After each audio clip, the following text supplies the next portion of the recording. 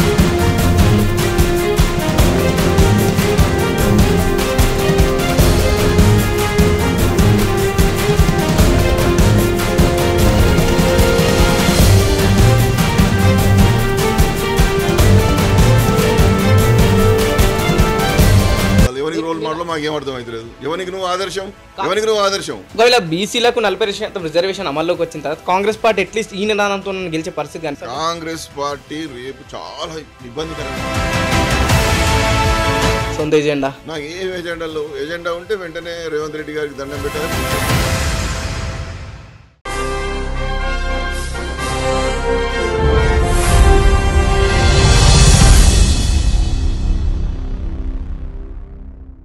నమస్తే, welcome to DD9. Telangana రాష్ట్రంలో ఎటు చూసినా సరే ఒకటే నినాదం ప్రస్తుతం వినిపిస్తుంది. అటు బీసీ నాయకుల నుంచి కావచ్చు, లేకపోతే కాంగ్రెస్ పార్టీ అధికారం నాయకుల నుంచి కావచ్చు, ప్రతిపక్ష నాయకుల నుంచి కావచ్చు, కేవలం బీసీ నినాదం తప్ప ఇంకేం వినిపిస్తలేదు.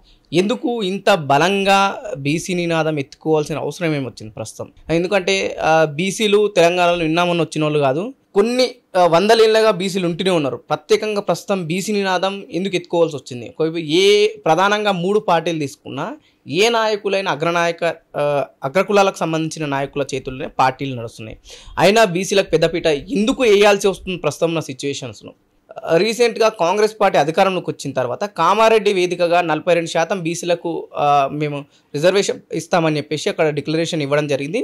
దానికి అనుగుణంగా దాదాపు 19 నెలలు వాళ్ళు కష్టపడ్డారు, పోరాడారు అని వాళ్ళు కాంగ్రెస్ పార్టీ నాయకులు చెప్తూ వస్తున్నారు. రీసెంట్గా 42% బీసీలకు రిజర్వేషన్ ఇచ్చేసామని సంబరాలు చేసుకుంటూ స్థానిక సంస్థ ఎలక్షన్కి రేపో మాపో వెళ్తామని చెప్పి ఒకవైపు వాళ్ళ నాయకులు చెప్తుంటే, ఇటు ప్రతిపక్ష పార్టీలు కావచ్చు, ప్రజా సంఘాలు, బీసీ నాయకులు మాత్రం దీంట్లో ఎలక్షన్ స్టంట్గానే మేము దీన్ని చూస్తున్నాం. చాలా వరకు దీంట్లో ఖచ్చితంగా ఏదో ఒక కుట్ర ఉంటుందని చెప్పేసి కూడా అటు నుంచి కొన్ని క్వశ్చన్స్ వస్తున్నాయి.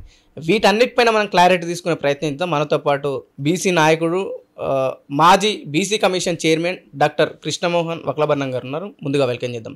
అన్న నమస్తే. నమస్తే పవన్. ఏంటి తెలంగాణలో సంబరాలు షూరే అయిపోయినాయి, బీసీలకు మీలాంటి నాయకులు కొట్లాడుతూ వస్తున్నారు. ప్రస్తుతం ఇప్పుడైనా హ్యాపీగా ఉంటారా బీసీలకు న్యాయం జరిగిందని వాళ్ళు ఇచ్చిన 42% రిజర్వేషన్ విషయంలో? అది అమల్లోకి వచ్చి ఎన్నికలు జరిగినప్పుడు సంతోషపడతాం. ప్రభుత్వం తీసుకున్నటువంటి చర్యల్లో సరైనటువంటి విధానాలు లేవు, పద్ధతులు లేవు అని మొదటి నుంచి నేను చెప్తూ వస్తున్నా. అయితే నా వాదన నేను ఎందుకు బలంగా వినిపిస్తున్నానంటే, ఈ రాష్ట్రంలో ఉన్నటువంటి బీసీ మేధావులు కావచ్చు, చాలా కీలకమైనటువంటి నాయకులు కావచ్చు, వాళ్ళందరూ ఈ రాష్ట్రంలో ఉన్నటువంటి బీసీలకు ఏదో మేలు జరగాలి, ప్రభుత్వం ఇచ్చినటువంటి 42% రిజర్వేషన్లు ఉన్నాయో ఇటు స్థానిక సంస్థల్లో కానీ విద్యా ఉద్యోగ రంగాల్లో కానీ అమలు జరగాలి.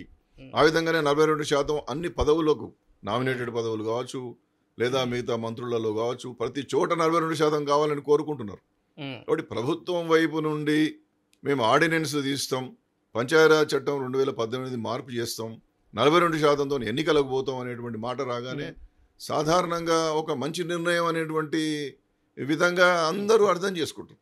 ఇప్పుడు న్యాయపరమైన అంశాలు, ఆర్డినెన్స్ ఎప్పుడు తీయాలి, హైకోర్టులు సుప్రీంకోర్టులు ఏం జడ్జిమెంట్ ఇచ్చాయి, ఇది తీయడం ద్వారా ఏమి ఇబ్బంది పడుతుంది అనేది అది న్యాయ నిపుణులు మిగతా వాళ్ళు మాలాంటి వాళ్ళని చర్చిస్తాం. ఒకసారి మనం ఈ డిస్కషన్కి డీప్కి వెళ్ళే ముందు నిజంగా బీసీ నినాదం తెలంగాణలో ఎప్పుడు మొదలైంది అంటారు? అంటే తెలంగాణ రాష్ట్రం ఏర్పడిన తర్వాత మొదలైందా, లేకపోతే ఉమ్మడి ఆంధ్రప్రదేశ్లో గతం నుంచే బీసీలకు అన్యాయం జరుగుతుంది, ఖచ్చితంగా వీటిపైన కొట్లాడాలనే నినాదం గట్టిగానే ఉందంటారా? దశాబ్దాల క్రితం నుంచి ఉన్నది. అంతకుముందు కూడా స్వాతంత్రానికి ముందు కూడా కొంత బలహీన వర్గాల ఉద్యమం ఉన్నది. స్వాతంత్రం వచ్చిన తర్వాత ఉమ్మడి రాష్ట్రం 1956లో ఈ రాష్ట్రం ఉమ్మడి ఆంధ్రప్రదేశ్ రాష్ట్రం ఏర్పడిన తర్వాత కొంత బీసీ ఉద్యమం క్రమక్రమంగా బలపడుతూ వచ్చింది. ఎవరి జనాభా ప్రకారం వారికి వాటా ఇవ్వాలి, అవకాశాలు ఇవ్వాలనేటువంటి నినాదాలు చాలా బలంగా వినిపించినాయి. అయితే మరీ ముఖ్యంగా కొంత కాంశీరామ్ గారు బహుజన సమాజ్ పార్టీ పెట్టినప్పుడు మేము ఎంతమందిమో మాకంత వాటా అనేటువంటి నినాదం అది మొదలైంది. మేమెంతో మాకంతా వాటా అనేటువంటిది మొదలైంది.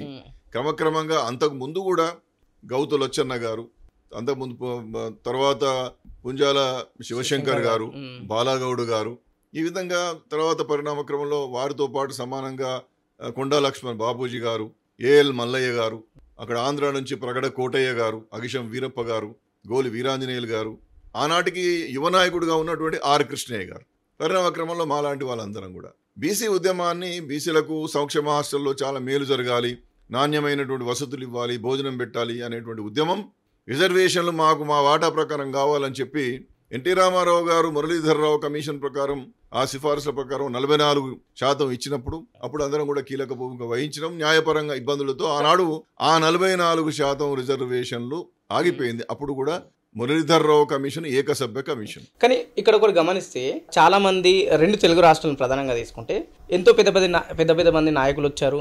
ఒక వెలువెల్లి గారు బీసీల తరఫున పోరాటం చేస్తూనే వస్తారు. కానీ ఏ ప్రభుత్వాన్ని ఒప్పించలేకపోయారు. గతంలో ఉమ్మడి ఆంధ్రప్రదేశ్లో ఉన్న కాంగ్రెస్ పార్టీని కావచ్చు, లేదంటే తెలుగుదేశం పార్టీని కావచ్చు, రీసెంట్ ఉన్న బీఆర్ఎస్ పార్టీ లాంటి పార్టీలని ఎక్కడ కూడా ఒప్పించలేకపోయినాయి. బీసీలకు అన్యాయం జరుగుతుంది, 42% ఖచ్చితంగా రిజర్వేషన్ రావాలని బలంగా ఎందుకు కొట్లాడలేకపోతున్నారు? అంటే ఈ బీసీ ఉద్యమం అనేది ఆ బీసీ నాయకులు చిత్తశుద్ధి కావచ్చు, నిజాయితీగా చేయట్లేరా? అంటే బీసీలను వాడుకొని రాజకీయం? నేను అది ఒప్పుకోను. ఇవాళ వచ్చినటువంటి స్కీమ్స్, ఈ సంక్షేమ కార్యక్రమాలు కావచ్చు, గ్రామ పంచాయతీలలో రిజర్వేషన్లు కావచ్చు, లేకపోతే ఇవాళ ఉన్నటువంటి అనేక కార్యక్రమాలకు బీసీ ఉద్యమాలే మూలం. ఆనాడు గౌతులచ్చన్న గారు కావచ్చు, కొండ లక్ష్మణ్ బాపూజీ గారు కావచ్చు, పరిణామ క్రమంలో ఆనాటి యువ నాయకులుగా ఆర్ కృష్ణయ్య గారు, నారగోని గారు, క్రాంతి సంగ్రామ పరిషత్ శంకర్ గౌడ్ గారు, వీళ్ళంతా కూడా చాలా కీలకమైన భూమిక, సిద్ధాంతపరమైనటువంటి ఆలోచనను ఈ రాష్ట్రంలో కలిగించగలిగారు. న్యాయమూర్తిగా బిఎస్ఎస్ స్వామి గారు, ఈ తర్వాత క్రమంలో జస్టిస్ ఈశ్వరయ్య గౌడ్ గారు, వీళ్ళంతా కూడా చాలా ఏ పదవులలో ఉన్నా పదవులలో లేకపోయినా బీసీల వాదాన్ని బలంగా వినిపించగలిగినారు. కాబట్టి ఉమ్మడి రాష్ట్రంలో బీసీ ఉద్యమం బలపడ్డది. అనేక రాజకీయపరమైనటువంటి అవకాశాలు వచ్చాయి. బీసీ ఉద్యమాల కారణంగా అన్ని రాజకీయ పార్టీలలో BC cell, SC cell, ST cell వచ్చినాయి. బీసీ నాయకత్వానికి సంస్థాగతంగా అవకాశాలు వచ్చాయి. స్థానిక సంస్థల్లో 34% రిజర్వేషన్లు వచ్చాయి. ఇవన్నీ కూడా ఉద్యమాల కారణంగానే. కానీ ఇక్కడ కూడా ఈ మీరు అన్నట్టు బీసీ నాయకులు బలంగా ఉద్యమాలు చేసిళ్ళు, ప్రజల కోసం చేసిళ్ళని మీలాంటి వాళ్ళ వాదన చెప్తూ వస్తుంది. కానీ కేవలం ఈ ఎంపీపీలు, లేకపోతే సర్పంచులు, ఎంపీటీసీలు, ఈ స్థానిక సంస్థల ఎన్నుకోబడ్డ నాయకులకే పరిమితం అవుతుంది తప్ప ఎక్కడ కూడా అధిక శాతం ఉన్న ఎంపీలు, ఎమ్మెల్యేల స్థాయిలో ఎందుకు ఎదగలేకపోతున్నారంటారు? వాళ్ళ ఉద్యమం అదే జరుగుతున్న ఉద్యమం ఇదే. మేము ఎంతమందో మాకంత వాటా, మా ఓట్లు మేము వేసుకుంటాం, మా రాజ్యం మేము వేలుకుంటాం. అది సిద్ధాంతం క్రమంగా బలపడుతున్నది. ఒకనాడు సంక్షేమ హాస్టల్లో నాణ్యమైన విద్య, నాణ్యమైనటువంటి అవకాశాలు కావాలని, తర్వాత స్థానిక సంస్థల్లో రిజర్వేషన్లని, ఇవాళ చట్టసభలో రిజర్వేషన్లు కావాలనేటువంటి నినాదం బలంగా వినిపిస్తున్నారు. ఎవరికి వాళ్ళు వాళ్ళ చాలా బీసీ ఉద్యమం బలంగా తయారైంది. మేము బీసీలకు బీసీసీ అధ్యక్ష పదవి ఇచ్చామంటే, మేము బీసీలకు మేము ముఖ్యమంత్రి అభ్యర్థిని పెడుతున్నామంటే ఈ నినాదం ఎట్లా బలపడుతున్నది? మా వాటా ఏమిటి తేల్చండి, మేము ఎంతమంది ఉన్నామో మాకు ఇవ్వండి. 130 కులాలను ఓట్లేసే యంత్రాలుగా ఎంతకాలం మీరు చూస్తారు? మేము ఓట్లేసే యంత్రాలం కాదు, మేము ఎంతమందివో మాకంత వాటా కావాలి అనేటువంటి నినాదం క్రమంగా ఇవాళ క్షేత్రస్థాయి వరకు వెళ్ళింది. గ్రామాన ఎక్కడికక్కడ బీసీ ఉద్యమం చాలా ప్రబలంగా తయారైపోయింది. ఈ కోవలో ఇవాళ ఇక్కడ స్థానిక సంస్థల్లో 42% రిజర్వేషన్ అనే మాటతోనే రేవంత్ రెడ్డి ప్రభుత్వం అధికారంలోకి వచ్చింది. కానీ ఇన్ని దశాబ్దాలుగా చూస్తున్నప్పుడు బీసీ ఉద్యమం ఎప్పుడైనా ముందుకు వచ్చినప్పుడు, లేకపోతే కొందరు నాయకులు ఈ నినాదాన్ని ఎత్తుకున్నప్పుడు కొన్ని పార్టీలు వాళ్ళకు అనుగుణంగా చేసుకొని ఓటు బ్యాంకు రాజకీయమే చేస్తున్నాయని కూడా కొన్ని వాదనలు అయితే వినిపిస్తూ వస్తున్నాయి. సో దీన్ని ఎట్లా చూడొచ్చు? తప్పనిసరండి. ఇప్పుడు రాజకీయ పార్టీలు సన్యాసులకు సంబంధించిన ఆశ్రమాలు కాదు కదా. నీకు ఇది నాకు అది, బీసీలకు మీకు ఇంత అవకాశాలు కల్పిస్తాం మాకేంటని అడుగుతారు కదా. ప్రజాస్వామ్యం అంతే కదా. కానీ మేము అధికారంలోకి ఇవాళ 42% రిజర్వేషన్లు ఇస్తారని చెప్పి రేవంత్ రెడ్డి గారు అధికారంలోకి వచ్చిండ్రు. అధికారంలోకి వచ్చినాక మాకు 42% ఎప్పుడు ఇస్తామని మేము అడుగుతున్నాం. కానీ అంటే ఎందుకు మేము అధికారంలోకి ఎందుకు రావద్దు అంటే తప్పనిసరి అదొక దశ. 5% ఉన్న నాయకులే ఏలుతున్నప్పుడు దాదాపు 42% అని ప్రభుత్వం చెప్తున్న లెక్కల ప్రకారం దానికి పైగా ఉన్న బీసీ నాయకులు మేము సీఎం క్యాండిడేట్ల ఎందుకు కావద్దని ఎందుకు ఆలోచిస్తారు? తప్పనిసరి అండి. ఇటీవల కాలంలో ఆనాడు చంద్రబాబు నాయుడు ఉమ్మడి రాష్ట్రంలో తెలుగుదేశం పార్టీ ముఖ్యమంత్రి అభ్యర్థిగా ఆర్ కృష్ణయ్య గారిని ప్రకటించారు. మొన్న బీజేపీ మొన్నటి ఎన్నికల్లో బీసీ ముఖ్యమంత్రి అభ్యర్థిని ప్రకటించారు. తర్వాత పిసిసి అధ్యక్షుని మహేష్ కుమార్ గౌడ్ గారిని ప్రకటించారు. కాబట్టి అది దశల వారీగా వస్తుందండి. ప్రకటించే పదవులు ఎందుకు మేమెందుకు ప్రకటించద్దని నినాదం ముఖ్యమంత్రి అభ్యర్థి కదా. కాబట్టి నేను అనేది ఏంటంటే కొన్ని దశలు ఉంటాయి, దశల వారీగా అవకాశాలు వస్తాయి. ఇవాళ రాజకీయాలు ఏమైపోయినాయి, కులము ధనముకు సంబంధించినటువంటి రాజకీయాలు మారిపోయినాయి. ఎవరి దగ్గర డబ్బు ఉంటే వాడు గెలుస్తున్నాడు, ఎవరి దగ్గర కులం బలంగా ఉంటే వాడు గెలుస్తున్నాడు. ఈ కులము ధనము మధ్య ఒక ఉద్యమ స్వరూపం ఉండి జాతి కోసం పోరాటం చేసేటటువంటి నాయకులు సంఘ సంస్కర్తలుగా మిగిలిపోతున్నారు. మీరు అన్నట్టు బీసీలను ముఖ్యమంత్రి పదవికి వాళ్ళు అభ్యర్థిని పెట్టడం జరుగుతుందని మీరు స్టేట్మెంట్ ఇచ్చింది. కానీ ఎవరైతే పార్టీలు నిర్ణయిస్తారో ఆ పార్టీలు పూర్తి అగ్రకులాల చేతిలో ఉన్నాయి కదా. అప్పుడు వాళ్ళకు నెక్స్ట్ ఎలక్షన్ గెలిచిన తర్వాత టీడీపీ తెలంగాణలో లేదు, ఒకవేళ టీడీపీ అధికారంలోకి వస్తే మీరు అన్నట్టు ఒక బీసీని ముఖ్యమంత్రి చేస్తాను, బీజేపీ కావచ్చు టీడీపీ కావచ్చు. అధికారంలోకి వచ్చిన తర్వాత ఒకవేళ వచ్చే పరిస్థితి లేదనుకోండి, ప్రస్తుతం వచ్చినప్పుడు ఒకవేళ ఆ నాయకత్వానికి చంద్రబాబు గారికి నచ్చకపోతే వాళ్ళకి నచ్చిన వాళ్ళని పెట్టుకునే అవకాశం ఉంటుంది కదా. మళ్ళీ అగ్రకులాల చేతుల్లో ఆ నిర్ణయాలు ఉన్నాయి. నేను అనేది ఏంటంటే సిద్ధాంత భావజాలం బలపడుతున్నది. బీసీలు ముఖ్యమంత్రి స్థాయికి ఎదిగినారు, వారిలో నిలదీసేటటువంటి శక్తి పెరుగుతున్నది. మేము ఇంతమంది ఉన్నాం యాదవులం, మేము ఇంతమంది మున్నూరు కాపులం ఉన్నాం, మేము ఇంతమంది గౌడ్స్ ఉన్నాం, మేము ఇంతమంది పద్మశాలీస్ ఉన్నాం, లేదా బీసీలం 60% ఉన్నాం, మా శాతాల ప్రకారం మాకు రావాల్సినటువంటి అవకాశం రావాలే అనేటువంటి నినాదాలు బలంగా ఇస్తున్నారు కదా. రాజకీయ పార్టీలను ప్రశ్నిస్తున్నారు కదా. అసలు కులము లేదు అన్నటువంటి కమ్యూనిస్టు పార్టీలు కూడా వర్గ వ్యవస్థనే కానీ వర్ణ వ్యవస్థ లేనటువంటి వాళ్ళు అంబేద్కర్ గారి బొమ్మ పెట్టడానికి కూడా ఇష్టపడినటువంటి పార్టీలు కూడా అంబేద్కర్ గారి బొమ్మ పెడుతున్నాయి, పూలే గారి బొమ్మ పెడుతున్నాయి కదా.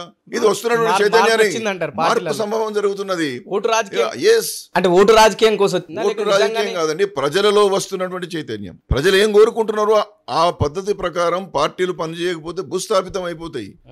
ఇవాళ భారతీయ జనతా పార్టీ బీసీ ముఖ్యమంత్రి అనే పదం వాడుతున్నది కదా. ఇవాళ 27 మంది కేంద్ర మంత్రులను ఇచ్చింది కదా.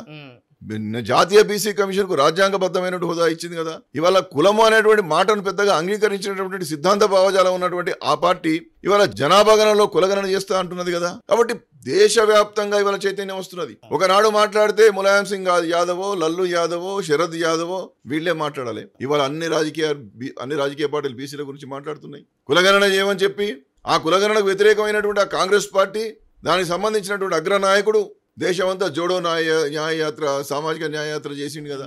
భారత్ జోడో యాత్ర అని చేసిండు కదా.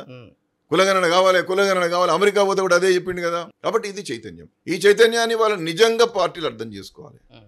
నువ్వు హామీ ఇచ్చినావు, అధికారంలోకి నేను వచ్చాను, నా పని అయిపోయింది, ఏదో మనం చేద్దాం, ఇట్లా లాక్కుందాం అంటే ఎట్లా అండి? నేను చేయబోతున్నా, నాకు చిత్తశుద్ధి ఉన్నది, మరి నేను ఏం చేయాలి? రాష్ట్రపతి గారికి బిల్లులు పంపినా అమ్మగారు నాకు పంపుతలేరు, మళ్ళీ వెనుకకు వస్తలేవు, మరి నేను హామీ ఇచ్చిన కదా, అవి అక్కడనే ఉండంగా నేను మళ్ళీ మేము ఇక్కడ ఆర్డినెన్స్ పెడతామంటే ఇదంతా కరెక్టే. మేము కాదంటే నేను ఒకటే పవన్ ఒక్క నిమిషం వినాలి. ప్రభుత్వాన్ని తప్పుపడతలేను, రేవంత్ రెడ్డి గారిని తప్పుపడతలేను, నీకు చిత్తశుద్ధి లేదని చెప్పి విమర్శించడానికే సిద్ధంగా నేను మాట్లాడుతున్నటువంటి దాన్ని వ్యతిరేకంగా తీసుకోవాల్సిన అవసరం లేదు. నీవు నిబద్ధత ఉంటే 42% నువ్వు హామీ ఇచ్చావు కాబట్టి కొన్ని పద్ధతులు ఉన్నాయా, చక్కగా పాటించు. ఆ 42% రిజర్వేషన్లు అమలు చేస్తే నువ్వే జ్యోతిబాపులే. ఈ రాష్ట్రంలో మా నాయకులు కొంతమంది పోయి జ్యోతిబాపులే విగ్రహం ఇస్తారు కదా. నిజంగా ఆ విగ్రహం ఆయన ఆత్మ చాలా ఆనందపడుతుంది.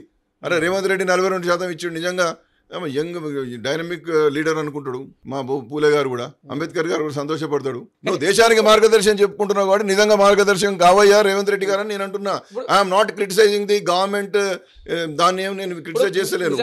మీరు అన్నట్టు రాష్ట్ర ప్రభుత్వం కాంగ్రెస్ పార్టీ రాష్ట్రంలో అధికారంకి వచ్చిన తర్వాత 42% 19 ఏళ్ల తర్వాత బీసీలకు 42% రిజర్వేషన్ అమలు చేస్తున్నామని ప్రకటించింది. సంబరాలు జరుగుతున్నాయి. కానీ దీనికన్నా ముందు ఒక పాయింట్ మనం తీసుకురావాలా. కులగణన తెలంగాణలో పూర్తి స్థాయిలో జరిగింది అని కాంగ్రెస్ పార్టీ చెప్తుంది, జరగలేదు అని కూడా కాంగ్రెస్ పార్టీ చెప్తుంది. ఇది మీరు స్టేట్మెంట్ బట్టి విక్రమార్క గారిది మీరు చూసే ఉంటారు. సో కులగణన జరిగిన తర్వాత ఏ కులానికి ఎంతమంది ఉన్నారు, ఎవరెంత శాతం ఉన్నారని లెక్కలు కూడా బయట పెట్టకుండా కేవలం 42% కుదించడానికి ఏమైనా కారణం ఉందంటారా? అదే ఇప్పుడు 56% ఉన్నాయని వాళ్ళు లెక్కలు తీశారు, అధికారికంగా లెక్కలు. మొన్న ఏదైతే వాళ్ళు సామాజిక విద్యా ఉద్యోగ రాజకీయ కుల సర్వే ఏదైతే ఉందో దాంట్లో 56% ఉన్నారు.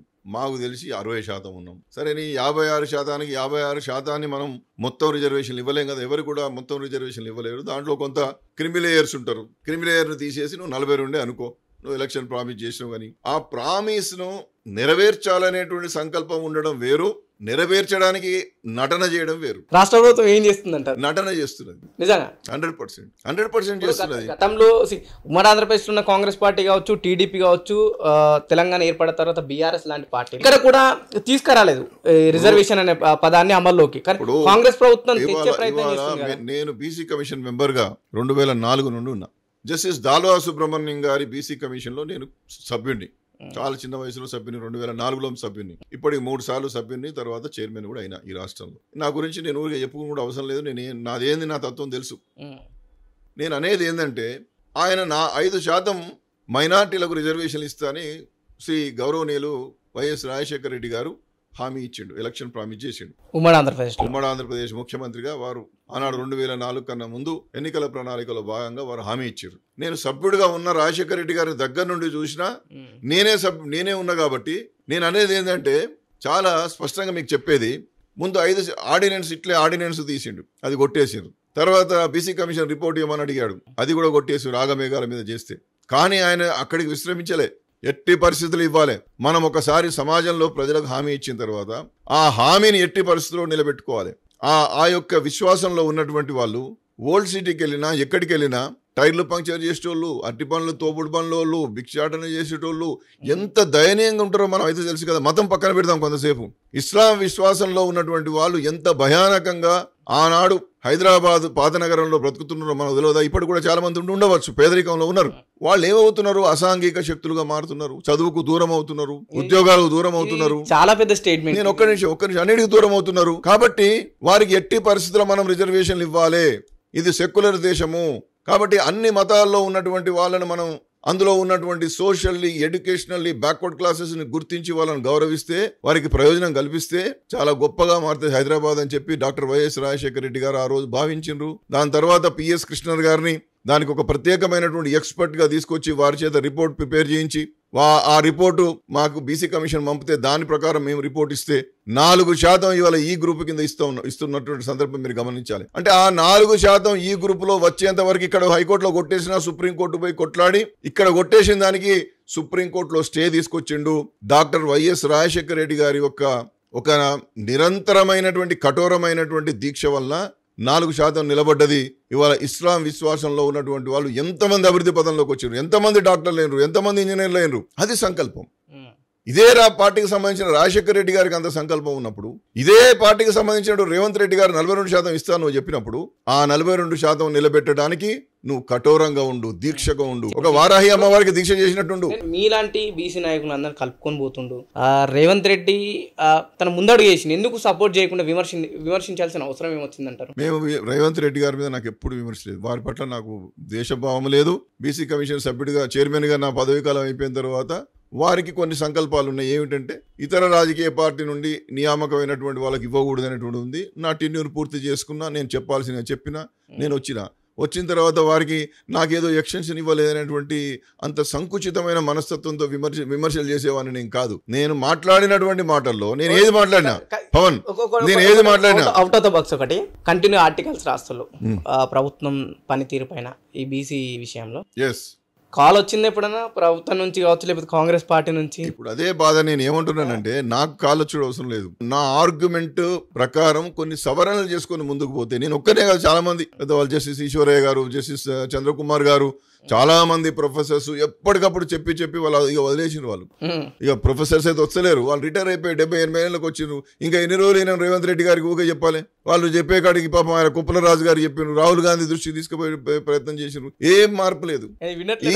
ఈయన అధికారంలోకి రావాలి, కాంగ్రెస్ పార్టీ అధికారంలోకి రావాలని పాపం వాళ్ళు ఏ రాజకీయ పార్టీకి సంబంధం లేకుండా ప్రొఫెసర్స్ అంతా ఎలైటెడ్ గ్రూప్ అంతా కూడా వాళ్ళు చైతన్యపరిచి కాంగ్రెస్ పార్టీకి హోల్ హార్టెడ్ గా సపోర్ట్ చేసిండ్రు. ఇవాళ వాళ్ళంతా ఆవేదన వ్యక్తం చేస్తున్నారు. మేము రెగ్యులర్ కలుస్తుంటాం కదా అందరితో. కాబట్టి నువ్వు చెప్పింది చేస్తలేవు. కాబట్టి ప్రజల యొక్క మనోభావాలను గమనించకుండా కేవలం లిప్ సర్వీస్ చేస్తున్నావు. పైకి మాత్రం 42 అనిపిస్తున్నావు, పద్ధతులని తప్పు చేస్తున్నావు, అది న్యాయస్థానంలో నిలబడని విధంగా సుప్రీంకోర్టు జడ్జిమెంట్లకు వ్యతిరేకంగా నువ్వు చేస్తున్నావు. పైగా నేను ఎంఫరికల్ డాటా తీసుకొచ్చిన, డెడికేటెడ్ కమిషన్ వేసిన, అమ్మగారి దగ్గర నుంచి వస్తలేవు కాబట్టి నేను ఆర్డినెన్స్కి పోతున్నా అనేటువంటి ఇదంతా తిరకాసు పద్ధతులను పెడుతున్నావు. ఇవాళ జస్టిస్ ఈశ్వరయ్య గారు ఏమంటున్నారు, ఈ ఆర్డినెన్స్ దేనికి పనికిరాదు అంటున్నారు. ఆయన మామూలు మనిషి, ఒక acting chief justice and United ఆంధ్రప్రదేశ్లో ఒక కమిటెడ్ బ్యాక్వర్డ్ క్లాస్ ఒక న్యాయమూర్తి ఆయన. చిరంజీవి గారు మాట్లాడుతున్నారు కదా, ఐఏఎస్ ఆఫీసర్ చిరంజీవి, బీసీ మేధావుల ఫోరం అధ్యక్షుల వారు ఏమంటున్నారు, దేనికి పనికిరాదని వారు కూడా చెప్తున్నారు కదా. చాలా మంది మేధావులు ఏమంటున్నారు, అరే మేము ఒకటి అనుకుంటే ఒకటైతుంది, కేసీఆర్ అనే ఉండే ఏదైనా చెప్తే చేసిండు, 100 కొద్ది రెసిడెన్షియల్ పాఠశాలలు పెట్టాడు, ఓవర్సీస్ స్కాలర్షిప్స్ ఇచ్చిండు, ఇంత బీసీలు ఇంతో అంత చదువుకుంటారంటే బికాస్ ఆఫ్ కేసీఆర్ అనేటువంటి పరిస్థితిని రేవంత్ రెడ్డి గారు క్రియేట్ చేసింది కదా. కాబట్టి ఇది గమనించాలని చెప్పి నేను మనం చేస్తా ఉన్నాను. ఒకవైపు మీరు ఇందాక అన్నట్టు కేసీఆర్ కాస్త సీనియర్ నాయకుడు రాజకీయాల్లో ఎవరిని కలుపుకపోవాలా, ఎవరిని పక్కన పెట్టాలన్న ఆలోచన ఉన్న వ్యక్తి. సో మరోవైపు రేవంత్ రెడ్డి తర్వాత తరానికి చెందిన నాయకుడు అనుకోవచ్చా? అందుకైనా కొద్దిగా రేవంత్ రెడ్డి కన్నా పెద్దవాళ్ళు మీలాంటి వాళ్ళు చెప్తే వయసులో కావచ్చు, ఈ ఎక్స్పీరియన్స్ విషయంలో కావచ్చు, చెప్తే అర్థం చేసుకుంటలేడు, ఇట్లాంటి ఏం అర్థం చేసుకుంటలేడు ఆయన, ఎవరితో మాట్లాడతలేడు, ఎవరితో చూస్తలేరు. ఇవాళ మేము అనేది ఏంటంటే, ఇప్పుడు నన్ను బీసీ కమిషన్ మెంబర్గా పెట్టుకున్నాడు. దాని తర్వాత అసలు కేసీఆర్ గారిని అపాయింట్మెంట్ దొరుకునే కష్టం, మీకు తెలుసు కదా, వారిని కలుసుడే కష్టం.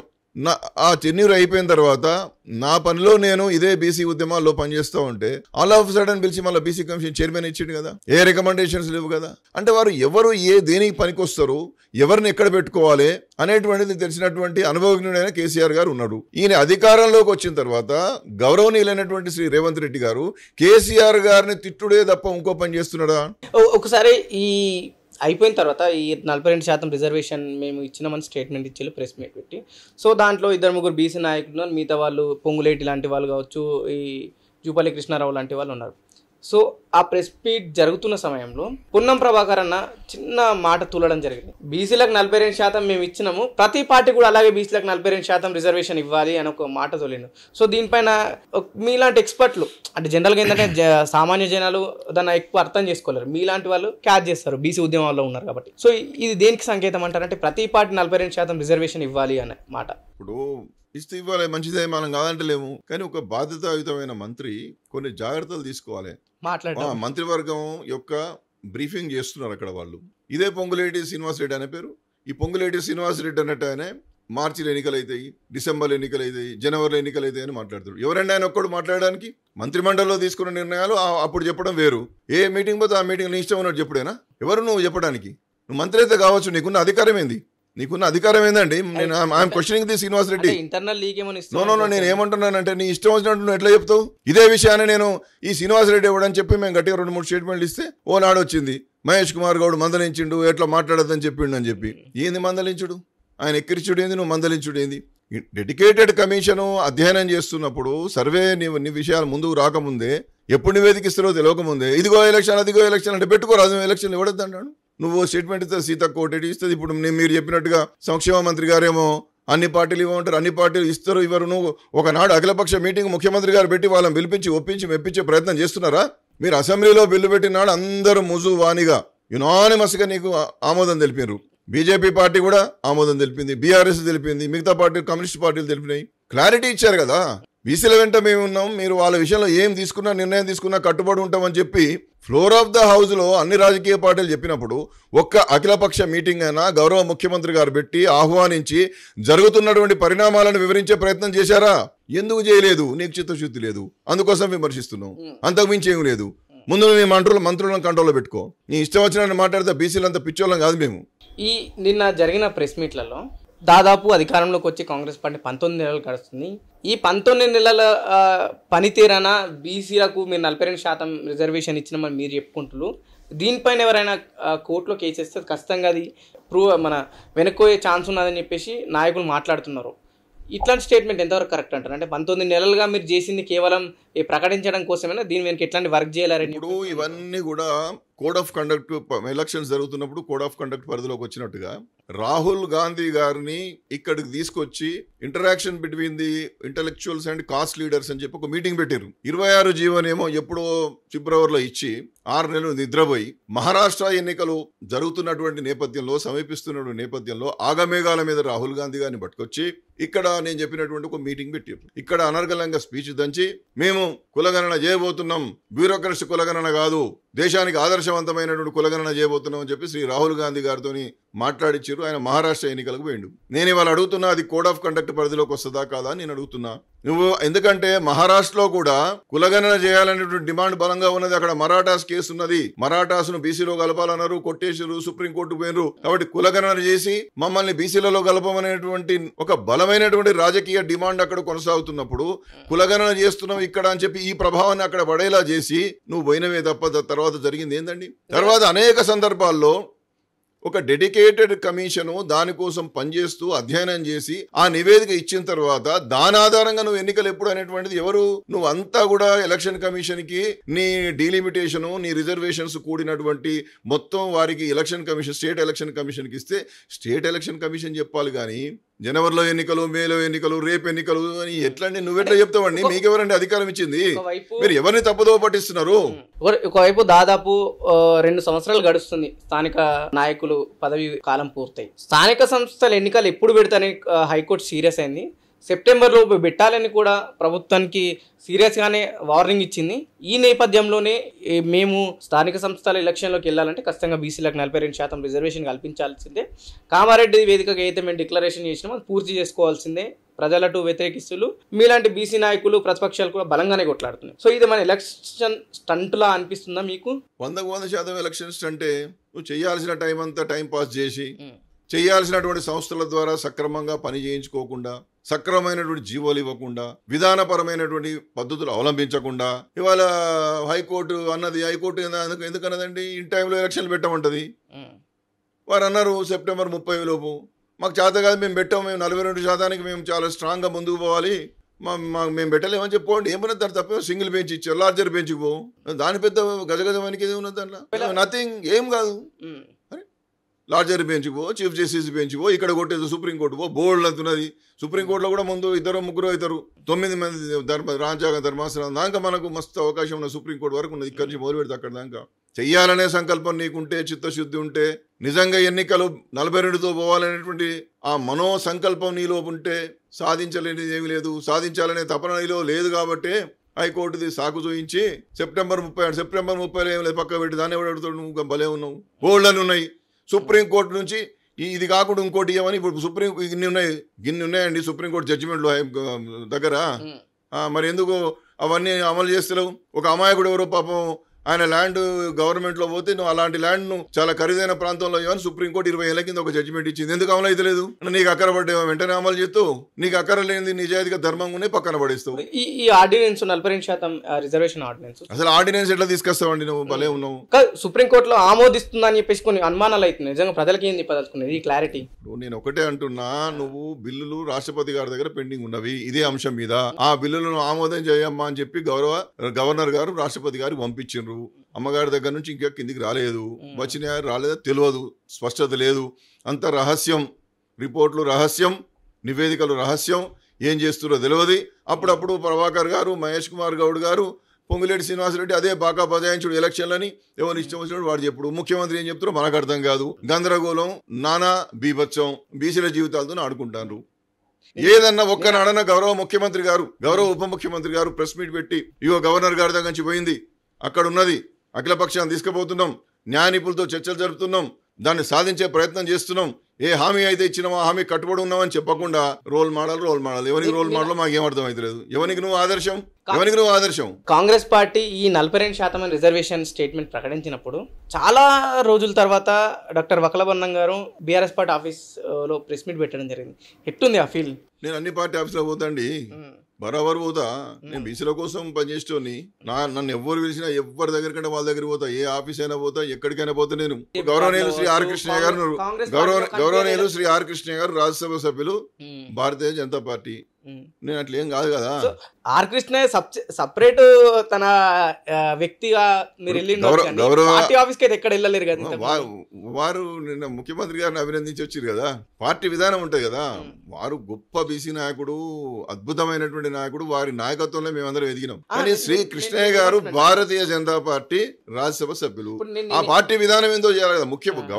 గౌరవ కృష్ణయ్య గారు వారు పోవడం తప్పుపడతలేను కానీ సమాజంలో జరుగుతున్న చర్చ చెప్తున్నాం. అంటే దాని తాత్పర్యం ఏంటంటే మాలాంటి వాళ్ళము ఎక్కడుండి ఏ ఆఫీస్కి పోయినా, ఎక్కడుండి ఏం పోయినా మాకు తప్పులేదు. మేము బీసీల కోసం పోతున్నాం, రాజకీయ పదవుల కోసం పోతలేము, ప్రాపకాల కోసం పోవడం లేదు. నేనేమంటున్నా, మీరు నిన్న ప్రెస్ మీట్ పెట్టిన దగ్గరనే బీసీ 42% దాని పాటున్న వాళ్ళే కొందరు ఆమోదిస్తులు. ఆ పేరు తీయాల్సిన అవసరం కూడా లేదు, మీకు కూడా తెలుసు. అందరు నిన్న దాంట్లో ఒకసారి నాది పూర్తయిన తర్వాత మీరు బీఆర్ఎస్ పార్టీ వర్కింగ్ ప్రెసిడెంట్ తరపు నుంచి బీఆర్ఎస్ పార్టీ 42% రిజర్వేషన్ ని మేము ఆమోదిస్తలేము, దాంట్లో తప్పులు ఉన్నాయి, ఖచ్చితంగా కాంగ్రెస్ పార్టీ దీని ఇంకా కుట్ర కోణం ఉందని అంటారు. ఇదే పార్టీలో ఉన్న కల్వకుంట్ల కవిత గారు జాగృతి తరపు నుంచి మేము ఆమోదిస్తున్నాం అంటారు. సో ఈ రెండు ద్వంద్వ వైఖరిని ఎట్లా చూడొచ్చు? ఇప్పుడు నేను కవిత గారి తరఫున వకాలతో పుచ్చుకోదలుచుకున్నాను. అది వారు వ్యక్తిగతంగా వినండి. వారి సంస్థ వారికి ఉన్నది. నేను భారత రాష్ట్ర సమితి తరఫున కూడా నేను మాట్లాడదలుచుకోలేదు. దానికి సంబంధించిన నాయకులు వాళ్ళు పెద్ద నాయకులు వాళ్ళు మాట్లాడుకుంటారు. నేను విధానపరమైన నిర్ణయాలు నిర్ణయించేటటువంటి నాయకుని కాదు. దాంట్లో నా వరకు నేను ఏం చెప్తున్నానంటే, నిన్న కూడా జరిగినటువంటి సమావేశంలో గౌరవ పాత్రికేయుల ముందు చెప్పింది ఏంటి? We are not against the ordinance, we are not against the government's decision. కానీ బిల్లులు అక్కడ ఉన్నప్పుడు వెనక్కి రాకుండా శాసనసభను, శాసన మండలిని ప్రొరోగ్ చేసి, అంటే చట్టసభల్లో చర్చించాల్సిన అంశాన్ని ప్రొరోగ్ చేసి రాత్రికి రాత్రి మళ్ళీ ఆర్డినెన్స్ అంటున్నావు. మరి నువ్వు యునానిమస్గా మేము అందరం ఆమోదిస్తేవి, ఏదైనా ఒక మాట మాకు కూడా చెప్పాలి కదా. అందరూ చెప్పి అందరినీ కాన్ఫిడెన్స్లో తీసుకుంటే మేము ఎంబడే వస్తాం. మేము దాన్ని నిలబెట్టుకుందాం. ఈ జాతికి ఇచ్చినటువంటి హామీ నిలబెట్టుకోవడానికి అందరం భారతీయ జనతా పార్టీ, భారాస, కమ్యూనిస్ట్ పార్టీలు అందరినీ వెంబడి ఉన్నప్పుడు నువ్వు ఒంటెద్దు పోకళ్ళు ఎందుకు తీసుకుంటావు అంటున్నారు. తప్పే ఉన్నది దాంట్లో. నేను కూడా చాలా స్పష్టంగా చెప్పిన, మా అభిమతము కేవలం 42% అమలు మాత్రమే. గతంలో కాంగ్రెస్ పార్టీ అధికారంలోకి వచ్చి దాదాపు 19 నెలలు గడుస్తుంది. ఎప్పుడు కూడా ఈ 19 నెలల్లో పార్టీ ఏ పార్టీ ఆఫీస్లైనా ప్రధానంగా ఉన్న 3 పార్టీ ఆఫీసులు ఎక్కడ కూడా అడుగు పెట్టలేరు, అక్కడ ప్రెస్ మీట్లలో పాల్గొనలేరు. ఏమున్నా సరే మాలాంటి మీడియా మిత్రులతో ప్రెస్ క్లబ్ లో పెట్టి హైదరాబాద్ సోమాజిగూడలో. సో ఎందుకు మొదటిసారి వెళ్ళాల్సి వచ్చింది అంటున్నాను. నన్ను వాళ్ళు ఆహ్వానించారు. నేను వెళ్ళిన వాళ్ళతో అసలు వాట్ అనేది డిస్కస్ చేసినాం. మా రూమ్ లో కూర్చొని డిస్కస్ చేసినాం. నేను టీ న్యూస్ లో నాకు చర్చా వేదిక రమ్మంటే వెళితే అందరూ కూర్చున్నాం. మన సబ్జెక్ట్ అండి అది. ఖచ్చితంగా దానిలో నన్ను బారాస నుండే వారే గౌరవ ముఖ్యమంత్రి ఆనాడు కేసీఆర్ గారు మెంబర్గా చేసిండ్రు, చైర్మన్గా చేసిండ్రు. ఆ సబ్జెక్ట్ కూడా బీసీలకు సంబంధించింది. అంటే మద్దతుగా అయితే వెళ్ళిండు పార్టీకి. అట్లా కాదండి, నేను సబ్జెక్టుకు మద్దతు ఉంది కదా. నాకు సబ్జెక్ట్ బీసీకి మద్దతు ఉంది కదా. బీసీలకు మద్దతు పరంగా ఏం లేదు. నేను పెద్ద పార్టీ పరంగా జరిగింది ఏమున్నది అక్కడ? నేనే ఇప్పుడు ఎరకతుర్తిలో జరిగిన మీటింగ్ నేనే వెళ్ళలేదు. ఇంకా ఎన్నో సమావేశాలు జరుగుతూ ఉన్నాయి పార్టీ మీటింగ్లో. నేను నా సబ్జెక్ట్ కాబట్టి భారత ఆఫీస్ పోతా, భారతీయ జనతా పార్టీ ఆఫీస్ పోతా, తెలుగుదేశం ఆఫీస్ పోతా, కాంగ్రెస్ ఆఫీస్ పోతా. నేను బీసీ కమిషన్ చైర్మన్ హోదాలో గౌరవ ముఖ్యమంత్రి గారి దగ్గర పోయి శాలువా కప్పి దండం పెట్టి వచ్చిన. నా పోవద్దు అసలు. As per the quasi judicial చైర్మన్గా ఆ పనే చేయొద్దు. కానీ నేను I'm committed for the backward classes issues కాబట్టి నా వర్గాలకు మేలు జరుగుతుందంటే నేను ఏదైనా చేస్తా. కేసీఆర్ గారు ఒక్క నిమిషం, పవన్ గారు, కేసీఆర్ గారు తెలంగాణ ఉద్యమం జరుగుతున్నప్పుడు గొంగలి పురుగును కుష్టు వ్యాధి అని కూడా ముద్దు పెడతా అన్నాడు. నా బీసీలకు ఎవ్వరు ఏం చేసినా నేను పోతా, ఏ పార్టీ ఆఫీస్కైనా పోతా.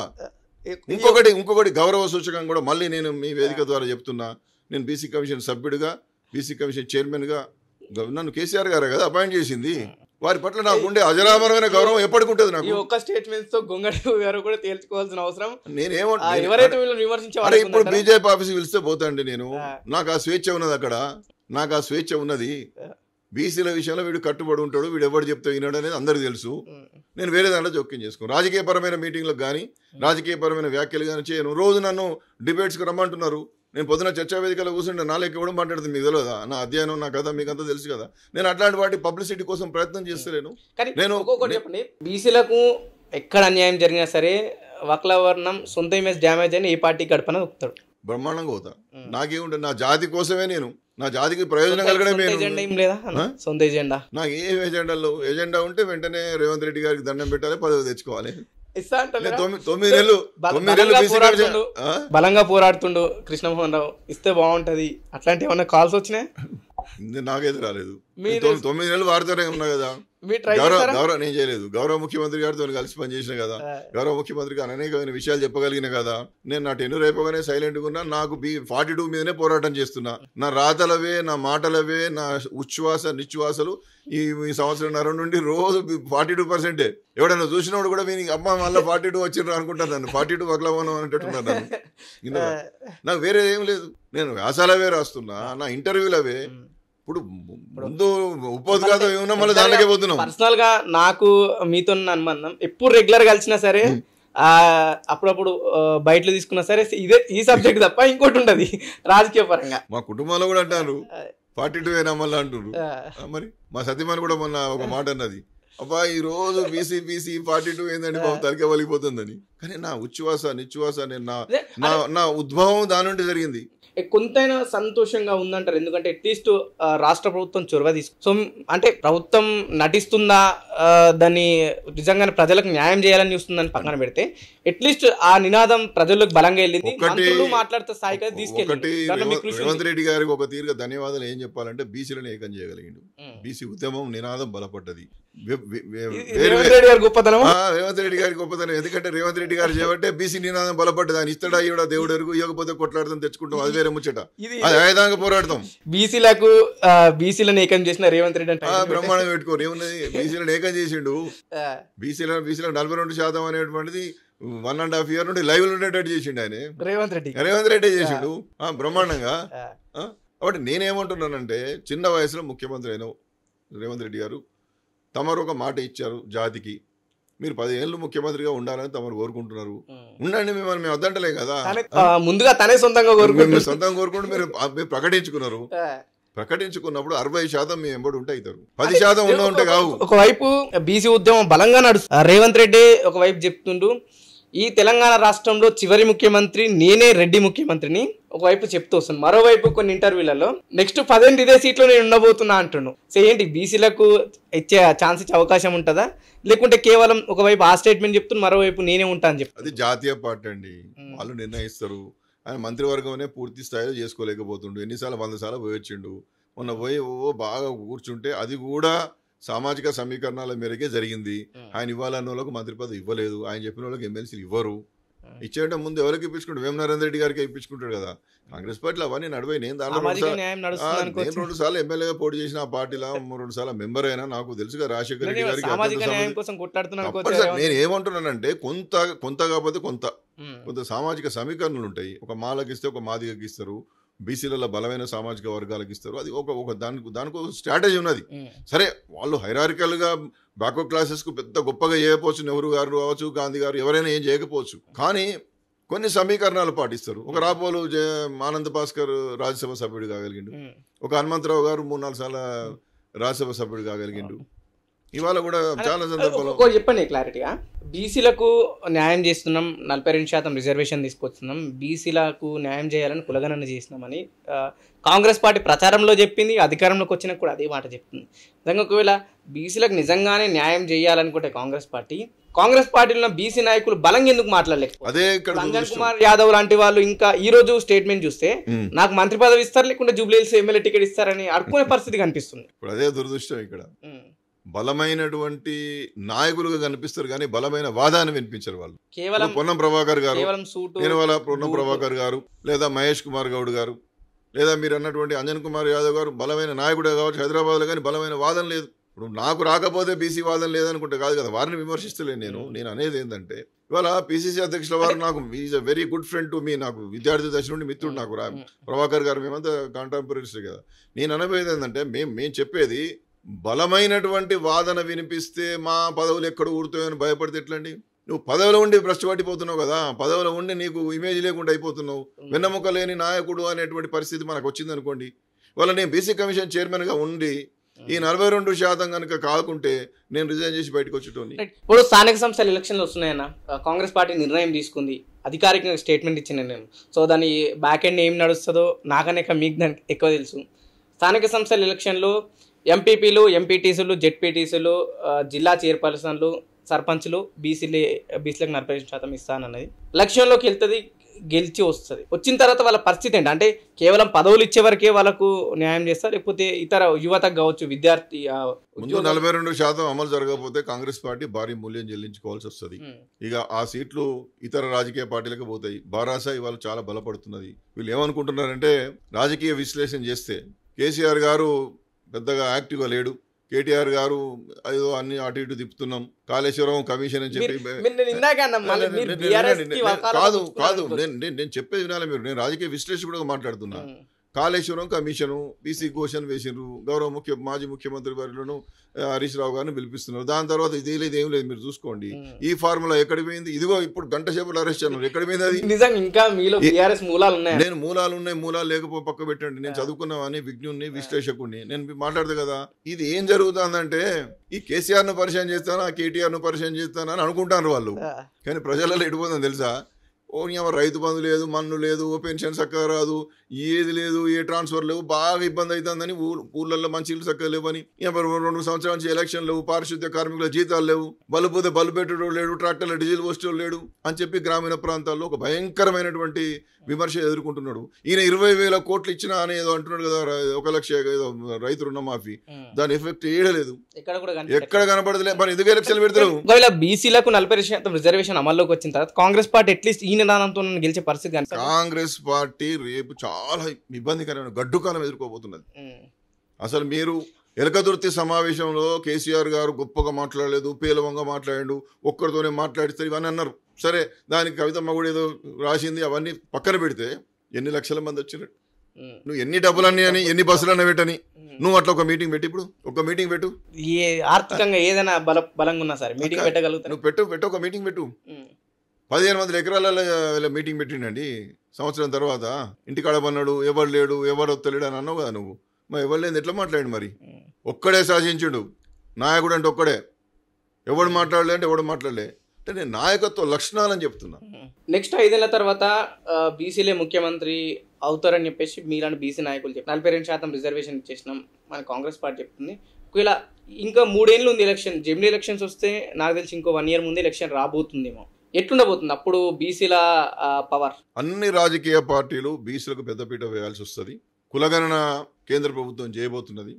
దాని తర్వాత ఏ కులం వివరాలు ఆ కులాలకు వచ్చేస్తాయి. అప్పుడు మా వాటా ఏంది, మేము ఎంతమందిమో మాకు అన్ని సీట్లు కావాలనేటువంటి నినాదం బలపడుతుంది. ఒక బీసీలు రాజకీయపరమైనటువంటి ఎక్కువ అవకాశాలు సాధించుకునేటువంటి దిశగా ఒక నిర్ణయాత్మకమైనటువంటి శక్తులుగా, ఒత్తిడి శక్తులుగా, రాజకీయ ఒత్తిడి పెంచేటటువంటి శక్తులుగా ఎదుగుతారు. ఆ దశలో అన్ని రాజకీయ పార్టీలు బీసీలకు పెద్దపీట వేయాల్సి వస్తుంది. వచ్చే ఎలక్షన్ లో బలంగా నినాదాన్ని తీసుకెళ్తే, ఎందుకంటే గ్రామ స్థాయిలో ఉన్న ప్రజలకు ఎవడు ముఖ్యమంత్రి అయితే మనకేంద్రా పథకాలు వస్తాయి అంటే జనరల్గా గత ప్రభుత్వాలు కావచ్చు అలవాటు చేసిన విధానాన్ని, అంటే వాళ్ళ ఆలోచన ఎవడొస్తే మనకెందుకు పథకాలు వస్తున్నాయా లేదంటే నడుస్తుందా గవర్నమెంట్ అనే విధానంలో ఉన్న వాళ్ళకు మీరేమైనా క్లారిటీ ఇచ్చే ప్రయత్నం చేస్తారా? మన బీసీ ముఖ్యమంత్రి ఏమంటున్నా పవన్, నువ్వు కొన్ని ఊర్లు తిరిగి రావాలి, కొన్ని ఊర్లు వైరా, నీకు తెలుస్తుంది. ఇప్పుడు నేను ఇక్కడ కూర్చొని మాట్లాడుతా అంటే మీరు కూడా బీఆర్ఎస్ భావజాలు ఉన్నాయి, లేకపోతే మీరు కేసీఆర్ ను ప్రతిపక్ష నాయకుడు ఏ విధంగా కాంగ్రెస్ పార్టీ కౌంటర్ ఇస్తారో వినండి, 100% ఇస్తాం, 100% ఇస్తాం. కేసీఆర్ అంటే నేను చాలా గౌరవిస్తా. ఒప్పుకోవచ్చు కదా, ఎందుకు ఒప్పుకోడు? నేను వేరే రాజకీయ పార్టీలో జాయిన్ అయినా, వేరే పార్టీ సభ్యత్వం తీసుకున్నాను, ఏమన్నా ఈ పార్టీకి రాజీనామా చేసిన అని చెప్పినా? ఇప్పుడు అది కాదండి, అంటే అపవిత్రమైన కార్యక్రమం చేసినా, నేను వ్యక్తిత్వాన్ని చంపుకున్నానా? నా జాతికి 42% సీట్లు కావాలని చెప్పి పోరాడంలో బలమైనటువంటి పక్షాన్ని పట్టుకొని ముందుకు పోయే ప్రయత్నం చేస్తున్నా. కృష్ణుడు లాంటి వాడు యుద్ధాన్ని గెలవడానికి ఎన్ని చేసిండండి, నేను కూడా కృష్ణుడే కదా. కాబట్టి నా జాతికి మేలు జరిగే కార్యక్రమంలో కేసీఆర్ గారి బాటనే, గొంగలి పురుగును ముద్దుంచుకున్నాడే, కుష్టి వ్యాధిని కూడా గమనించుకున్నాడే, మా గురువు ఏం చెప్పిండో దాని ప్రకారం పోతుంది. నేను అంటున్నా పవన్ భాయ్, ఎవడో హుజరాబాద్లో ఒక పంతులు కొడుకును నన్ను గుర్తించిండు. ఒక చిన్న సామాజిక వర్గం ఉండేది, నా కుల బలం లేదు, ధనబలం లేదు, ఒక ఉద్యమకారుని గుర్తించి బీసీ కమిషన్ చైర్మన్ చేసిండండి కేసీఆర్. ఎందుకు మర్చిపోతాం? ఆయన చేసినందుకు నేనేమి ఆయన యొక్క గౌరవాన్ని తగ్గించలే, గౌరవాన్ని పెంచిన. ఇవాటికి కూడా బీసీ కమిషన్ అంటే ఎవరికి బీఆర్ఎస్ పార్టీలో మాత్రం ఉన్నారు కదా, ఒకటే మాట ఎక్కువ. అది చాలా. థ్యాంక్ యూ అన్న, మీ సమయాన్ని మాకు ఇచ్చినందుకు. ఖచ్చితంగా మీరు ఇట్లానే బీసీల కోసం కొట్లాడుతూ ఉండాలా.